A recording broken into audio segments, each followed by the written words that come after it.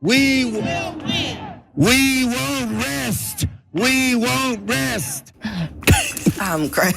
Gretchen. Yes, So they need the Democrats need a real leader. Are you fired up after? I'm fired up and ready to go. Can't you see it in my face? For me, I'm disappointed in the lack of plan. I'm disappointed in the flat-footedness. I don't want to hear Chuck Schumer saying, "And we won't lose and we won't rest." Yeah, because they have lost. They lost big. And part of the reason why they lost is because there wasn't a plan to begin with. And I'm hoping that Bakari Sellers finally realizes that. Now, Chuck Schumer, the leader, if you want to call it that, of the Senate Democrats, is so embarrassing that even typical gung-ho, rah-rah, go Democrats panelists on CNN just really couldn't root for him. Congressional Democrats held a rally yesterday to protest Elon Musk's influence over Donald Trump, his presidency, and the entire federal government, which is a valid concern. It's just that the opposition party doesn't really seem well equipped to deal with this or respond to it effectively. But among the speakers was Chuck Schumer, who, as usual, was painfully cringy and unconvincing. Take a look. Are we not gonna rest till we win? Let me say first some good news.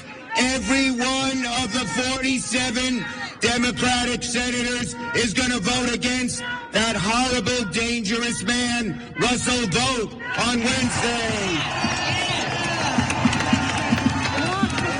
And we cannot allow Elon Musk and a small group of people to secretly, behind closed doors, take away our privacy, take away our dollars, take away everything we have.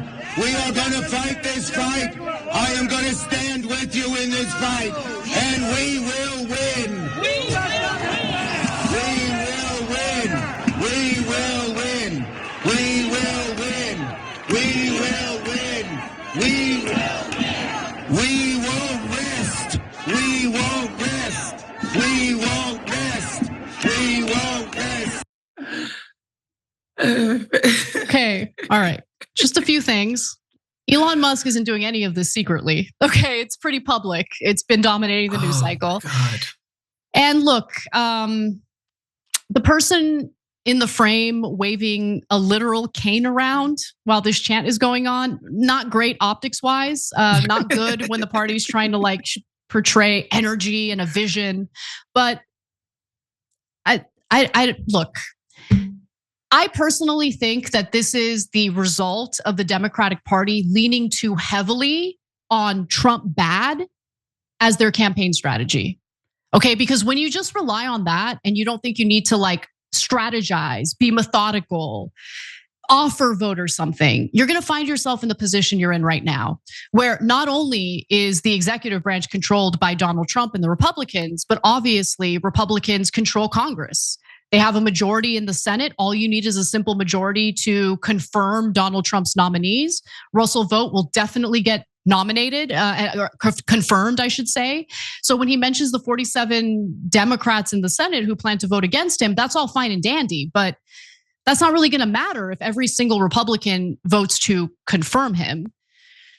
And of course, the House is also controlled by the Republicans. So I just think right now, Democrats are in a really bad place. And what they should be focusing on is going through everything Republicans are doing with a fine-tooth comb and pointing out all the different things that they said they were going to do on behalf of the working class and call them out when they're doing the opposite. Like right now should be their time to message and basically campaign on these guys are not really looking out for you, but they're not doing that, Waz. They're hyper obsessed with, we've got to protect USAID. And then they talk about like, it's important to undermine China and Belt and Road. Why aren't you guys talking about the NLRB and how Donald Trump illegally fired a Democratic member on the National Labor Relations Board? You guys lost working class voters. Wouldn't it be better to message about that? Like, they're just totally rusty when it comes to expressing a message or a vision that's appealing to the American people.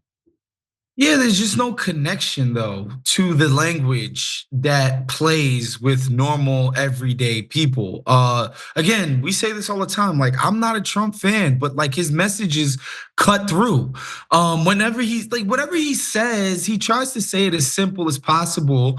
Where somebody's like, okay, well, he's trying to do that. I may or may not disagree with it, but like, it's all right. He's expressing a clear message about what he wants to do. Like this idea that as a party, what we stand for is the preservation of bureaucracy, the preservation of the established order, when every single indication we have from polling to election results is that normal people are sick of the established order and the status quo.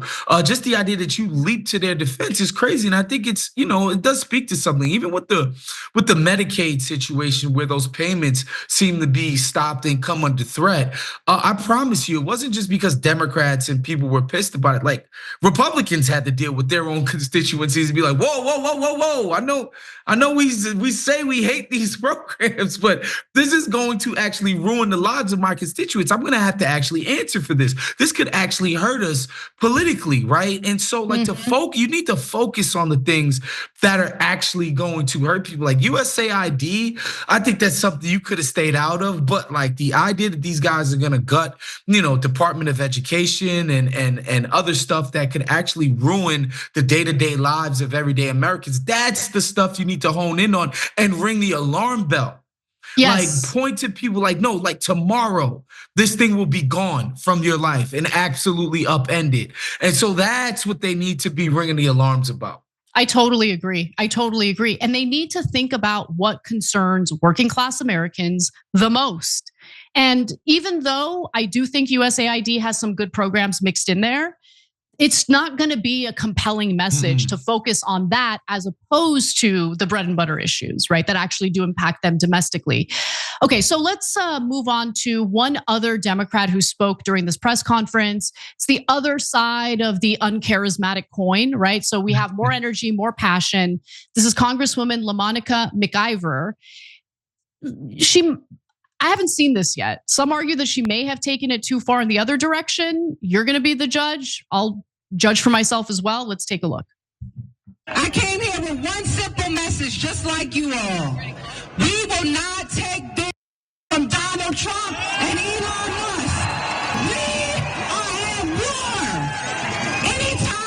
Anytime a person can pay $250 million into a campaign and they be given full access to the Department of Treasury of the United States of America, we are at war. Please, guys, please, I'm begging you. Schumer, step aside. Pelosi, all of you, step. Yeah, more of that energy, passion, right? Look, I like that. I thought that was fine. I thought that was good. That was much better than what we saw from Schumer's part of this whole, shindig with Democratic lawmakers. I think when you show that you're passionate and ready to take on, the other party, it fires people up. It gets people excited. So I thought that was way better than Schumer. What are your thoughts, Waz? Well, the reason why you like it, Ann, is because it's true. We are at war.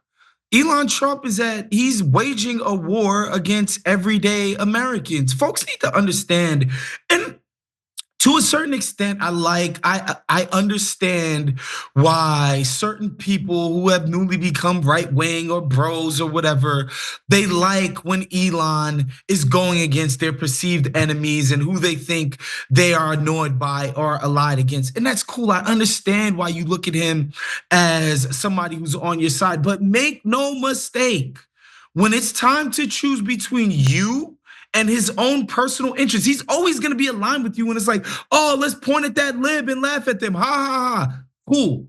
But make no mistake, there's going to always come a fork in the road, like his stupid email, where it's gonna be between you, average American working person, and Elon Musk, uber rich, filthy rich, super powerful person. He's going to choose himself. Of course. That's just the truth. And so, yes, he's at war with us.